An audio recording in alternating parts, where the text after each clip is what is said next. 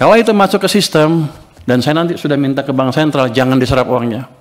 Biar aja kalau Anda menjalankan kebijakan moneter, kami dari sisi fiskal yang menjalankan sedikit, tapi nanti mereka juga mendukung.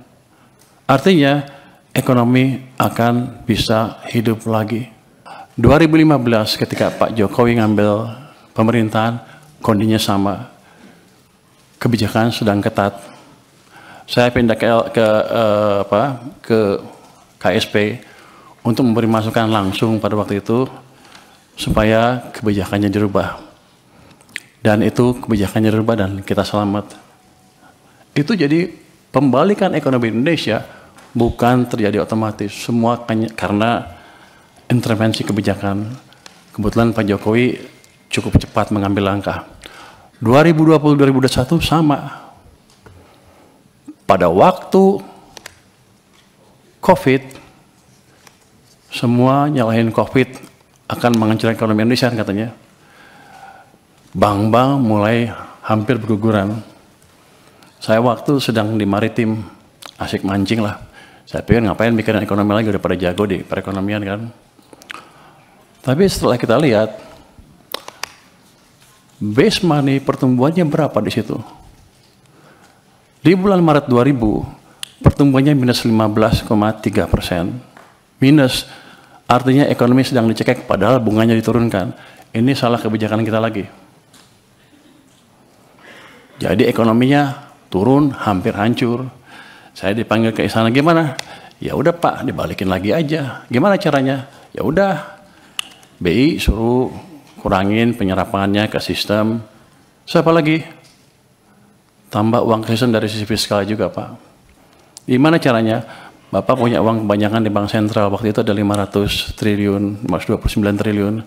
Balikin ke sistem. Di bulan Maret 2021, Mei 2021, dipindahkan uang sebesar 300 triliun dari BI ke sistem perbankan.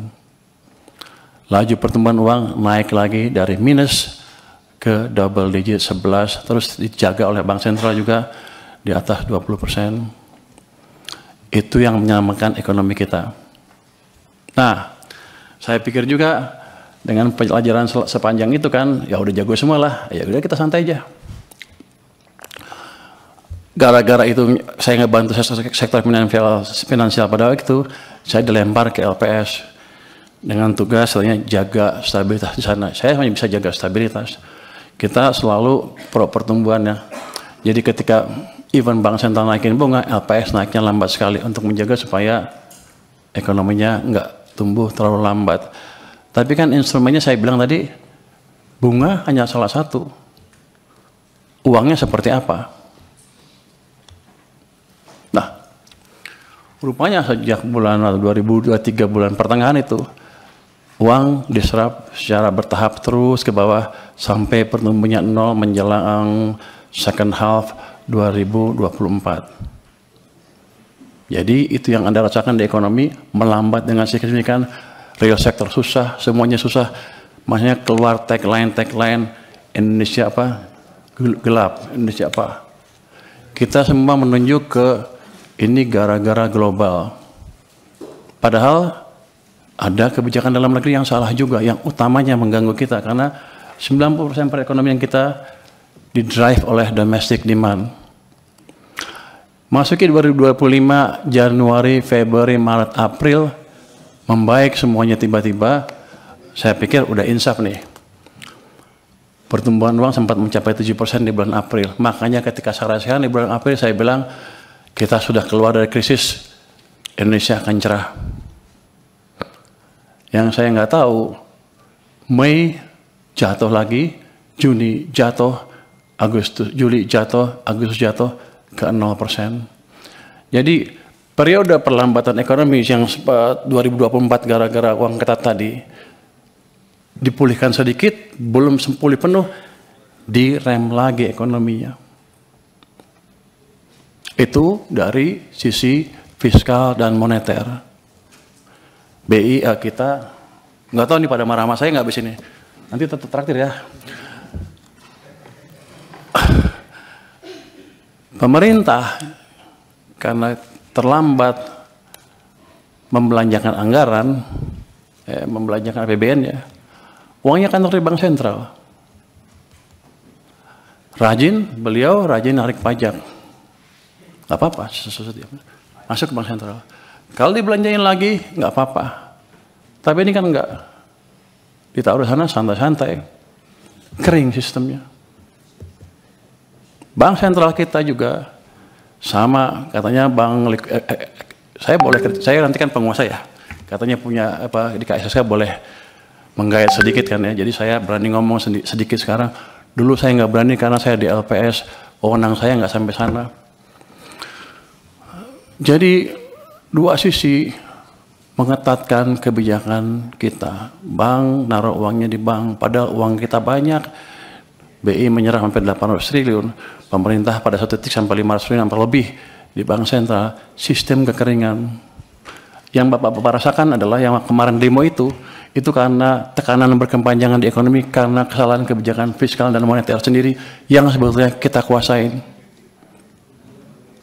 Yang jadi pertanyaan saya kan, di sini Komisi 11 rapatnya dengan Menteri Keuangan berapa ratus hari dalam setahun. Kenapa tidak pernah mempertanyakan itu?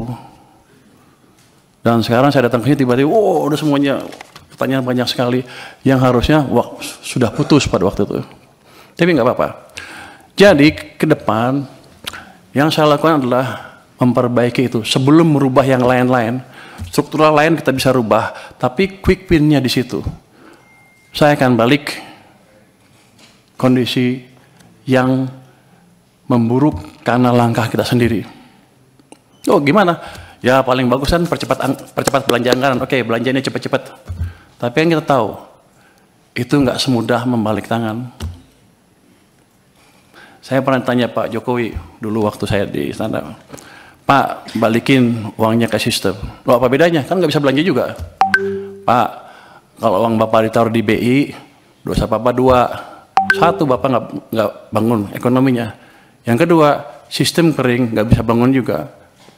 Jadi kalau balikin ke sistem perekonomian, ke bank, himbara misalnya, dosa Bapak tinggal satu, yaitu satu yang nggak bangun aja, tapi ekonominya bisa jalan. Kalau itu yang dimanfaatkan adalah real sector. Saya ingin tunjukkan lagi ya, kenapa zaman tadi udah cerita belum ya, zaman Pak SBY tumbuh 6%, zaman Jokowi rata-rata 5% apa di bawah Pak SBY yang Pak Jokowi ya.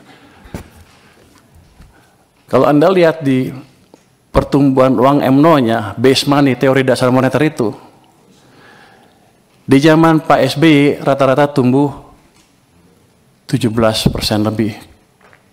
Akibatnya uang di sistem cukup, kredit tumbuh berapa?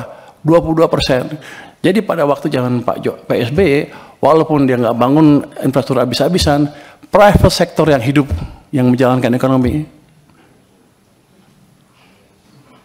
Itu berhubungan juga dengan rasio tax. Ketika tax private sector yang jalan, dia akan lebih banyak bayar pajak dibanding pemerintah. Tax ratio kita tumbuh 0,5% lebih tinggi dibanding ketika zaman Pak Jokowi. Pada zaman Pak Jokowi, uang tumbuh hanya sekitar 7% M0-nya. Bahkan di titik-titik itu sepanjang tahun, 2 tahun terakhir sebelum krisis, itu tumbuhnya 0%. Memang ekonomi sedang dicekek. Cuman saya nggak tahu waktu itu karena saya di maritim.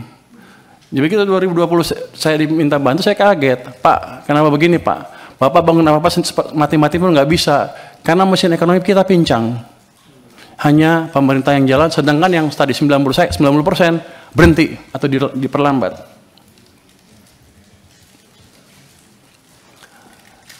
Zaman Pak Prabowo juga bisa sama. Ini sekarang masih baru. Kalau pemerintahnya masih lambat belanjanya dan mencekik perekonomian juga dari sisi lain, dan moneternya juga sama, maka akan lebih buruk dibanding yang 2 zaman sebelumnya. Dua mesin mati. Jadi tugas saya di sini adalah menghidupkan kedua mesin tadi, mesin moneter dan mesin fiskal. Nanti saya mohon restu dari parlemen untuk saya menjalankan tugas itu. Langkah pertama sudah kami jalankan, Saya sudah lapor ke Presiden, Pak, saya akan taruh uang ke sistem perekonomian. Berapa? Saya sekarang punya 425 triliun di BI cash, besok saya taruh 200 triliun. Sudah jalan belum? Sudah jalan belum? Sudah jalan? Lagi dijalankan. Kalau itu masuk ke sistem, dan saya nanti sudah minta ke Bank Sentral, jangan diserap uangnya. Biar aja kalau Anda ngejalankan kebijakan moneter, kami dari sisi fiskal yang jalankan sedikit, tapi nanti mereka juga mendukung. Artinya, ekonomi akan bisa hidup lagi. Nanti, itu sisi private side dari kebijakan moneter, dari kebijakan fiskal. Di government side-nya sendiri, saya akan pastikan lagi tadi belanja-belanja yang lambat berjalan dengan lebih baik lagi. Ada yang dikomplain katanya apa? MBG tadi ya. Penyerapan pajaknya rendah. Saya tanya sama teman-teman keuangan, gimana monitornya? Ya dia bilang bagus-bagus saja, tapi ternyata enggak, jelek. Loh, terus kita apain? Ya nggak tahu. Saya bilang begini, ya udah, nanti sebulan sekali kita akan jumpa pers dengan kepala MBG. Nanti kalau penyerapannya jelek, dia suruh jelasin ke publik, saya di sebelahnya. Dan program-program yang lain yang lambat itu akan saya sisir. Saya kan baru hari ketiga dan rapat. Udah keburu rapat di sini, jadi belum lihat detail seperti apa. Tapi kami akan sisir. Bagian-bagian lambat kami percepat. Caranya gimana? Ya, kalau mereka nggak bisa nyusun anggaran atau nyusun program kerjanya atau pengajuan anggarannya, kami akan kirim orang ke sana supaya jalannya cepat, dan kita akan monitor on regular basis supaya anggaran yang banyak tadi, yang kalau lihat anggaran kan sama aja kan dari tahun ke tahun, gitu-gitu aja tuh nggak ada dampaknya, 55 aja, karena penyerapannya nggak dimonitor. Dulu pernah ada UKP 4 memonitor itu pun nggak jalan sempurna karena UKP 4 terlalu jauh. Saya nggak tahu, harusnya tugas Pak Mana sekali, tapi saya nggak tahu. Kalau saya boleh kerjakan, saya akan kerjakan itu supaya memastikan betul-betul penyerapan anggaran bisa jalan. Dan tadi uang yang udah utang kita yang sudah kita keluarkan itu betul-betul bermanfaat buat ekonomi. Dari situ kenapa saya tadi bisa 6%? Si Purbaya sok tahu katanya bisa 6%. Orang-orang bilang sok tahu lo katanya. Di luar bilang gitu, sok pinter. Saya bilang kamu sombong katanya. Tapi ini udah berdasarkan pengalaman selama ini.